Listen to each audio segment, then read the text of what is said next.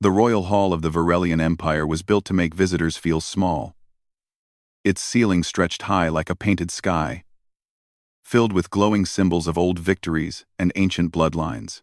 Tall pillars shaped like twisted crystal lined the chamber, each carved with the names of powerful families. This was the place where futures were decided, where bonds were formed, and where weakness was quietly erased from history.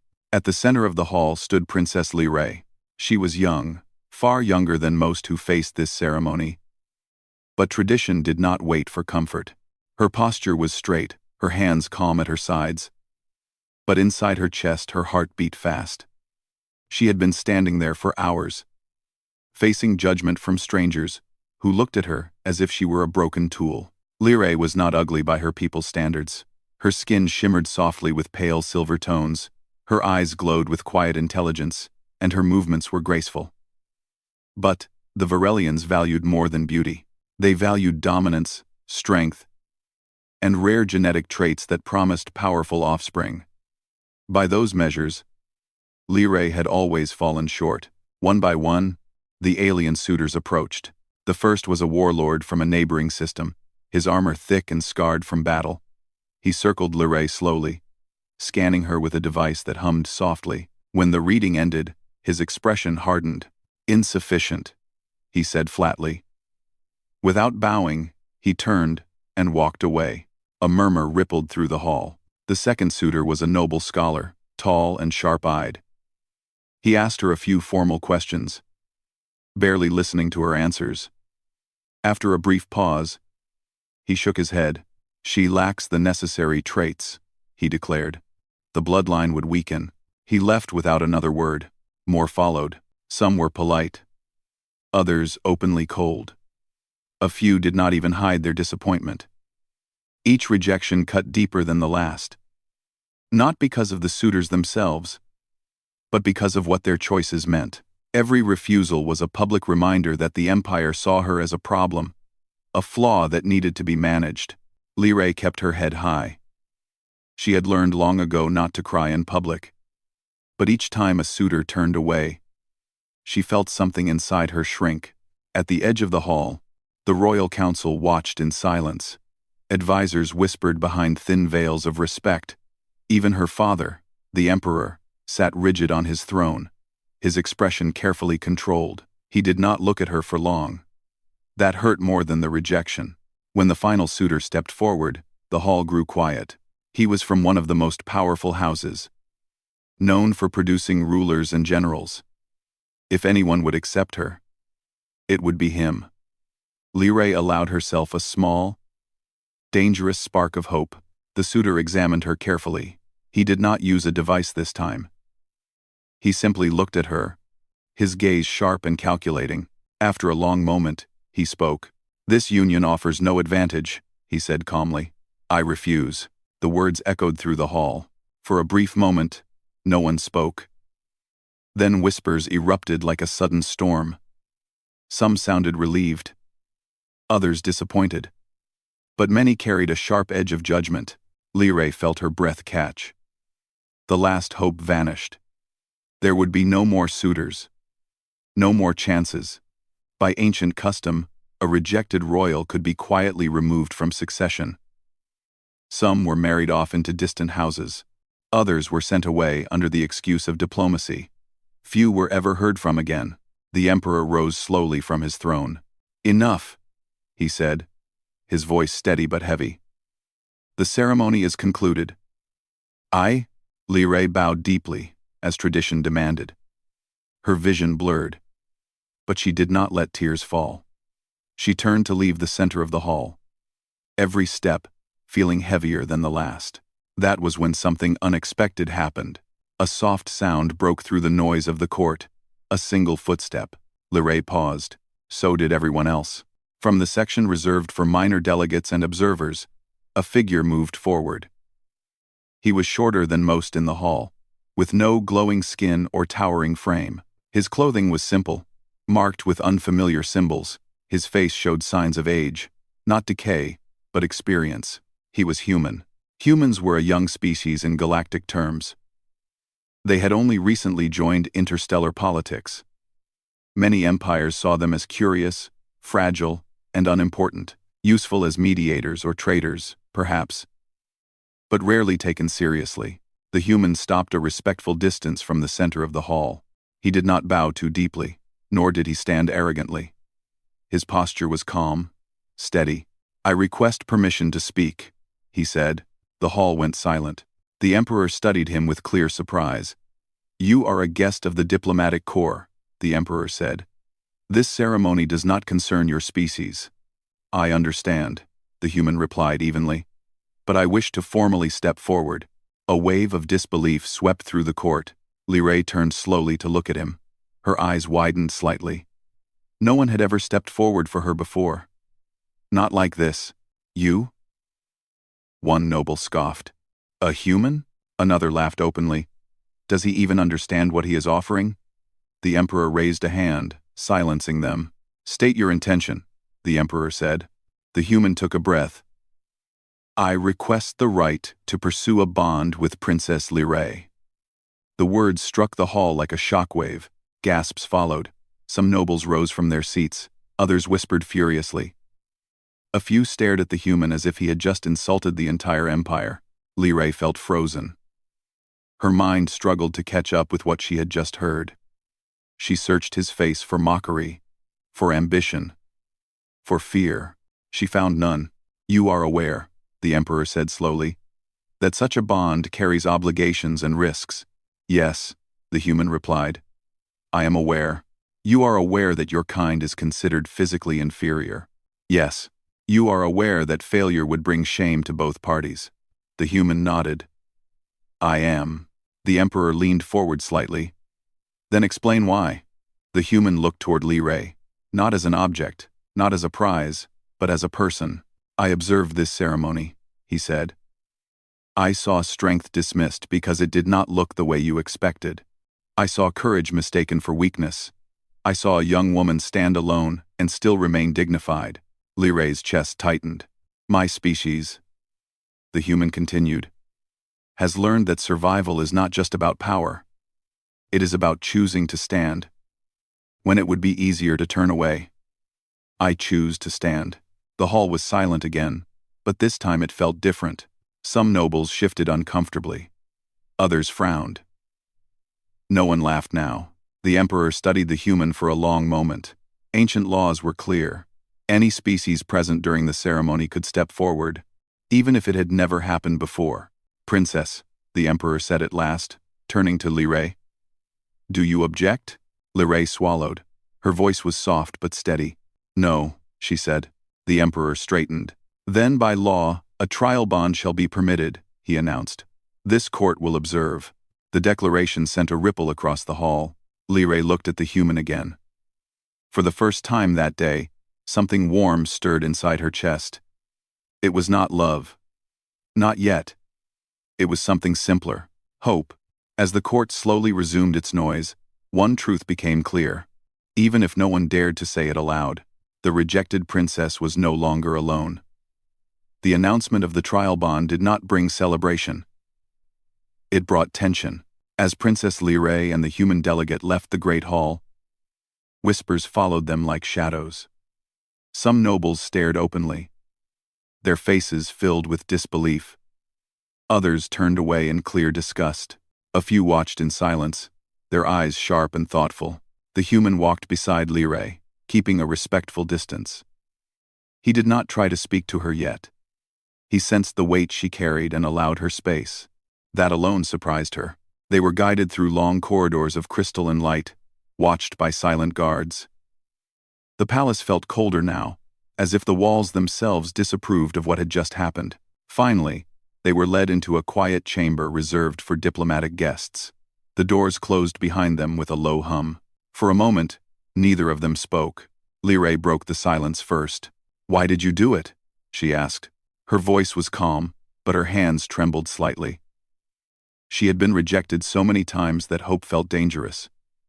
She needed to understand. The human turned to face her. Up close, she noticed small details. Lines on his face that spoke of age and experience. Eyes that held patience instead of hunger. "My name is Daniel," he said simply.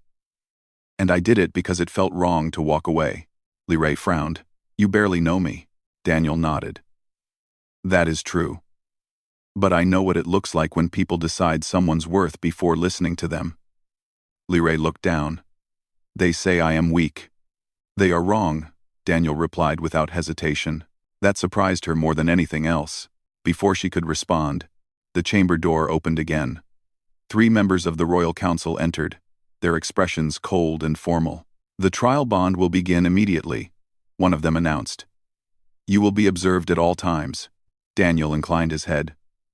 Understood. The council member turned to Li Rei. You may still withdraw. No punishment will follow. Li Rei glanced at Daniel. He did not look at her. He gave her the freedom to choose. She straightened her shoulders. I will not withdraw. The council did not hide its displeasure. So be it, the elder said. The trial begins. From that moment on, everything changed. The trial bond was not a ceremony of comfort. It was designed to test compatibility, resilience, and loyalty under pressure. Most alien suitors used power, wealth, or intimidation to pass quickly. Humans had none of those advantages here. On the first day, Li Rei and Daniel were assigned shared living quarters. This alone caused outrage among the nobles. Unbonded pairs were rarely allowed such closeness. The quarters were simple but clean. As the door closed, Li Rei felt the familiar weight of expectation pressed down on her. Daniel placed his bag down and spoke gently. If you want distance, say so. She looked at him, surprised. You would accept that?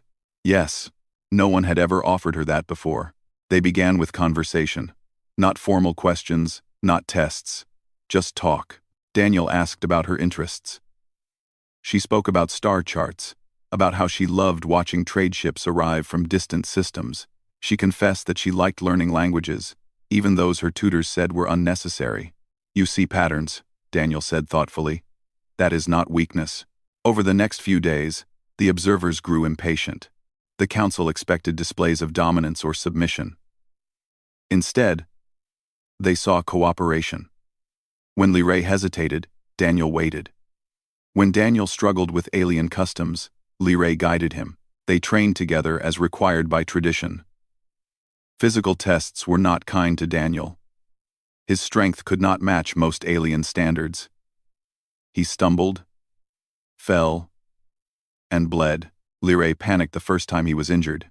You should stop, she urged. They will use this against you. Daniel wiped the blood from his brow and stood again. Then let them watch. He did not fight harder. He fought smarter. He learned patterns, conserved energy, adapted. Slowly, the instructors noticed something unsettling. The human did not quit. Whispers spread again, but this time they carried confusion instead of mockery. During one test, Li Rei was placed under intense mental pressure, a common method used to reveal weakness. The strain made her dizzy. Her breathing became shallow. Daniel was not meant to interfere. He stepped forward anyway. He did not shout. He did not threaten. He simply stood beside her and spoke her name, grounding her with calm words. The test monitors tried to stop him, but the readings changed. Li Rei stabilized. The council members exchanged uneasy looks. Later that night, Li Rei confronted him. You broke protocol, she said quietly. I did, Daniel agreed. You could have been punished. I know. Why risk it? Daniel met her gaze. Because no bond worth having is built on silence. Something inside Li Rei shifted. That night, she slept without fear for the first time in years. But not everyone watched with doubt. Some watched with anger. A noble house that had expected political advantage from Li Rei's removal began to act. Subtle pressure was applied. Servants were questioned. Rumors were spread. They whispered that the human was manipulating her, that he wanted access to the throne, that Li Rei was being deceived. One morning, Li Rei found a message waiting for her. He will leave you when this trial ends. Her chest tightened. She showed the message to Daniel.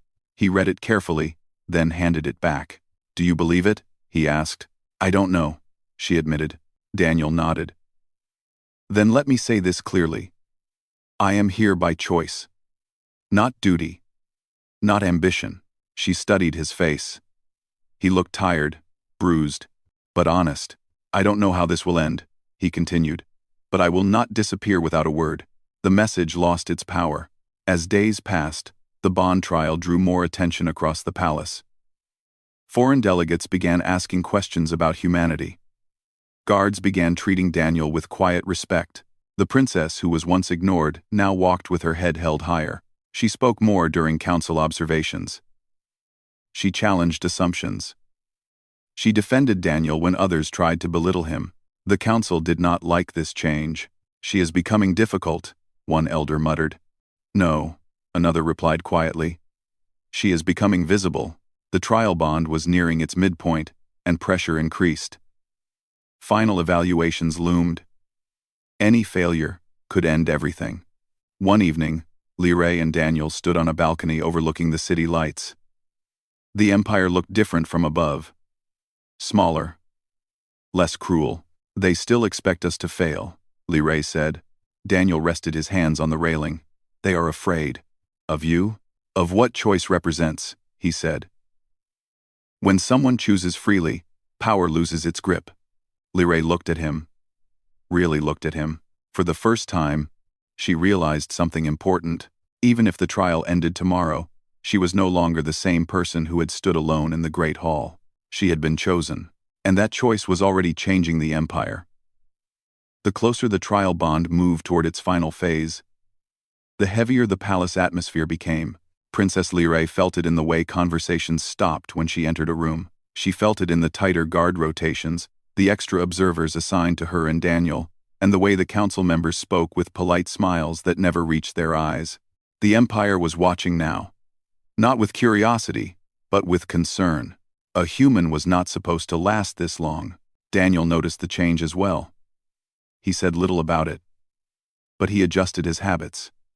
He stayed alert, avoided isolated corridors, and made sure Liray was never alone during official activities, not out of fear, but awareness. The trial bond entered its most difficult stage, public evaluation. This stage was designed to break weak pairs. They were tested in leadership simulations, crisis response, and moral judgment. The empire believed true rulers revealed themselves under pressure. For alien suitors, this usually meant dominance and control. For Liray and Daniel, it meant something else entirely. The first public test involved a simulated colony failure. Food shortages, civil unrest, limited time. Alien evaluators watched closely. Liray was expected to hesitate. She always had before. Instead, she stepped forward. She listened to every report, then divided responsibility calmly. Daniel did not speak over her. He supported her decisions, offering quiet suggestions when asked. They stabilized the situation faster than expected. Observers exchanged uneasy glances. "That was efficient," one muttered. The next test was worse. They were separated. Liray was placed in a chamber where advisors challenged her authority, questioning her worth, her bond, and her future. Every word was designed to reopen old wounds. Daniel was placed under physical and psychological strain, pushed beyond human comfort, tested for endurance. The empire expected cracks. Daniel endured without complaint. When his strength failed, his resolve did not. He focused on breathing, on memory, on purpose. Liray nearly broke. Voices surrounded her, cold and familiar. "You were rejected. You are a mistake. You will bring ruin." Her hands shook, her vision blurred. Then she remembered the balcony, the quiet strength beside her, the choice that had already changed her. She straightened. "I was rejected," she said aloud, "and I am still standing." The room fell silent. When the pair reunited, neither spoke. They did not need to. But their success created a problem. Certain noble houses could no longer ignore the danger. If Liray completed the bond, old power structures would weaken, traditions would be questioned, control would slip. So they acted. It began subtly. A report was altered. A guard was reassigned. A corridor was left unmonitored. One night, as Liray returned from a late evaluation, the lights along her path dimmed unexpectedly. She slowed. Something felt wrong. Before she could turn back, figures stepped from the shadows. Not guards, not officials. Mercenaries. Their weapons hummed softly. "This does not concern you," one said coldly. "You were never meant to finish this trial." Liray's heart raced, but she did not scream. She raised her chin. "You will answer for this." They moved forward. A sharp sound echoed down the corridor. "Stop." Daniel stepped into the light. He had followed at a distance, trusting instinct over instruction. The mercenaries laughed. "A human," one sneered. "Move aside." Daniel did not. He placed himself between them and Liray. He did not threaten. He did not boast. "You will leave," he said simply. Weapons raised. Daniel knew he could not overpower them. He did not try. He used space, timing, surprise. When the first mercenary lunged, Daniel moved just enough. The attacker stumbled, crashing into the wall. Daniel struck fast, targeting joints, disabling rather than destroying. Another rushed him. Daniel was hit. Hard. Pain exploded across his side. He stayed upright. Liray watched in horror and awe. Daniel fought not with rage, but purpose. Guards finally arrived, alerted by the noise. The mercenaries fled. Daniel collapsed to one knee. Liray caught him. "You're hurt," she whispered. "I'm fine," he said, clearly not fine. The incident shook the palace. An investigation followed, but no noble house was officially blamed. Politics buried the truth. But the message was clear. The bond was no longer just controversial. It was dangerous. The council summoned Liray the next day. They spoke of safety, of reputation, of tradition. They offered her a way out: end the trial, preserve dignity, remove risk. Liray listened quietly. Then she spoke. "You tested me my entire life," she said. "You measured me and found me lacking. Yet when I stood strong, you feared what I became." The council chamber fell silent. "This bond did not weaken me," she continued. "It revealed me." They warned her again. She refused again. When Daniel learned of the meeting, he said nothing at first. Then he bowed his head. "If you wish to end this," he said softly, "I will understand." Liray stepped closer. "I will not," she said. "But I need to know something." "Yes? Will you stand with me, even if this costs you everything?" Daniel met her gaze. "I already am." The final test approached. It was called the mirror judgment. Both partners would face a truth about themselves revealed through advanced neural reflection. Many bonds failed here. Secrets surfaced. Fear overwhelmed. The chamber was cold and quiet. Liray entered first. The mirror activated. She saw herself as the Empire saw her. Small, rejected, alone. Her breath faltered. Then the image shifted. She saw herself standing beside Daniel. Speaking, leading, choosing. She did not look away. Daniel's turn came. The mirror showed him failure, loss, regret. Every moment he had stood alone in his own life. Then it showed him walking forward anyway. He smiled faintly. The observers watched in stunned silence as both emerged unchanged. No collapse, no denial, only clarity. The Empire had expected weakness. Instead, it saw something far more unsettling: a human who would not break, and a princess who no longer bowed.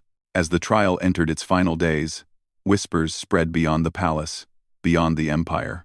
Other species were paying attention. Something ancient was shifting. And for the first time, the Varelian Empire realized the truth it had tried to ignore. The rejected princess was becoming a leader, and the human beside her was not a liability. He was the reason she stood unafraid. Princess Liray stood in the great hall once more, not as a rejected girl, but as someone who had endured and grown. The human, Daniel, stood beside her, calm and resolute, his posture showing no fear. Despite the scrutiny of the entire court, every noble, every ambassador, and every observer from distant worlds waited silently. Their whispers had turned into heavy anticipation. The Empire had expected failure. They were about to witness something they could not have predicted. The Emperor leaned forward on his throne, his expression unreadable. "The trial bond is concluded," he announced. "We shall hear the declaration of the pair who faced these challenges." Liray's chest rose and fell steadily. She had rehearsed her words in her mind, but nothing could have fully prepared her for this moment. She glanced at Daniel. His eyes were steady, encouraging, and for the first time, she felt completely seen. She stepped forward, voice strong and clear. I have stood through judgment, tests, and threats. I have been measured and found lacking. Yet I am still here. Not because of fear, not because of obedience, but because of choice. I choose to complete this bond with Daniel not out of convenience or politics, but because he saw me as I am. Gasps rippled through the court. Some nobles whispered. Others openly frowned. Many could not understand how a human, a species considered weak and untested, could stand beside a princess with such strength. Daniel took a step forward. His voice was calm but carried weight. I did not come here for power or favor. I came because it was right. I came because Liray deserves to be chosen freely. And I chose her. No empire, no tradition, and no expectation could make me do otherwise. The hall fell silent. For the first time, no one dared to interrupt. The words hung in the air like a declaration of change. The emperor's eyes narrowed slightly. Your bond is unprecedented, he said carefully. A human has never been allowed to form a bond of this nature with a Varelian royal. The consequences are unknown. Thanks for watching. And Ignite 2000. Liray stepped closer to Daniel. And yet, here we stand. The bond is not measured by fear or tradition, but by trust, choice, and strength of will. That is something even the oldest laws cannot deny. For a long moment, silence reigned. Then, slowly, the court began to react, not all at once, but in hesitant waves. Some nobles looked away, embarrassed at their earlier disbelief. Others whispered among themselves, realizing that the human had proven a truth they had refused to see. Strength comes in many forms, not all of them measured by physical prowess or lineage. Outside the hall, the news spread quickly. Messengers carried the story across the empire. Faraway ambassadors noted the change in tone. The galaxy began to take notice of a human who had acted not out of conquest, but principle, and of a princess who had refused to be defined by rejection. Liray turned her gaze back to the emperor. Your Majesty, she said, this empire has long prized power above all else. But power without choice is empty. Today, we demonstrate that courage, integrity, and loyalty are true measures of strength. We ask for your recognition of this bond. The emperor studied her and Daniel. He could see the truth, though it pained him to admit it.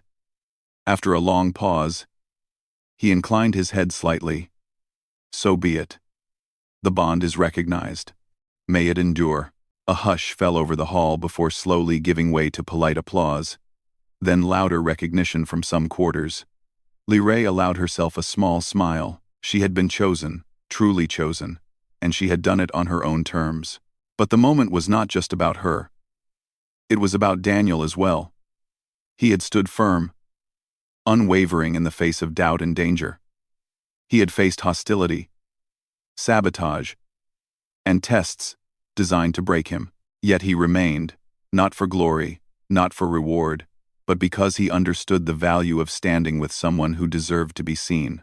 Later that evening, they walked together through the palace gardens. Soft lights illuminated the paths, and the air carried the scent of alien blossoms that glowed faintly in the dark. For a moment, the world felt peaceful, distant from the scrutiny and judgment of the court. Do you realize what you've done? Liray asked softly. Daniel shook his head. I've only done what was right. Quote, You've changed everything, she said. Not just for me, but for the Empire. They will never see humans the same way again. Daniel smiled faintly. I didn't come to change them. I came to choose you. The rest is just a consequence. She looked at him, truly looked at him, and felt the bond between them, not just the formal recognition, but the quiet, unspoken connection, forged through trials and choice. It was stronger than any law, deeper than any expectation. Over the following weeks, the court adjusted to the new reality. Some alien houses resisted the change quietly, while others watched with curiosity. Diplomats and ambassadors began to ask questions about humanity, trying to understand how a species so young could demonstrate such resilience and integrity. Liray and Daniel continued their bond, facing challenges together with patience and care. They trained, learned from each other, and began to prepare for the responsibilities that came with a recognized royal union. The princess grew more confident, more assertive, more certain of her place in the empire and in the galaxy. Daniel continued to stand beside her, proving that humanity's strength lay not just in physical endurance, but in intelligence, loyalty, and moral courage. One day, as they watched the sunset over the crystalline city from a high balcony, Liray spoke quietly. "Do you ever regret stepping forward?" Daniel shook his head. "Never. Every choice I've made has led me here, and I would make it again. Even knowing the challenges," she smiled. "And I would choose you again as well." Below them, the city lights sparkled like stars, reflecting the promise of a future shaped not by fear or rejection, but by courage, trust, and choice. The Empire had witnessed something extraordinary: a human and a princess, standing together, changing hearts and minds without a single act of conquest. Word of the bond spread beyond the Varelian Empire. Stories circulated through trade routes and across distant systems. Other species marveled at the human who had not bowed, the princess who had not surrendered, and the bond that redefined what it meant to lead. The galaxy had long underestimated humanity. Now, every species would pause and take notice. But for Liray and Daniel, the moment was quieter, personal, and profound. They had survived doubt, danger, and the weight of an entire empire's expectations. They had chosen each other freely, and in that choice, they had discovered not just power, but trust, courage, and a shared destiny. The rejected princess was no longer alone. She had a companion, a protector, and an equal. The empire had witnessed her rise, and humanity had proven its worth. And together, they stepped forward into a future neither had fully imagined, but one they would face side by side, unafraid, unstoppable, and bound by a choice that changed everything. The stars above the palace twinkled silently, as if acknowledging a new chapter in the galaxy's history, a chapter where strength was measured not only by birthright, but by the courage to choose, to stand, and to trust. And for the first time, Princess Liray and Daniel walked confidently into that chapter, knowing that whatever came next, they would face it together.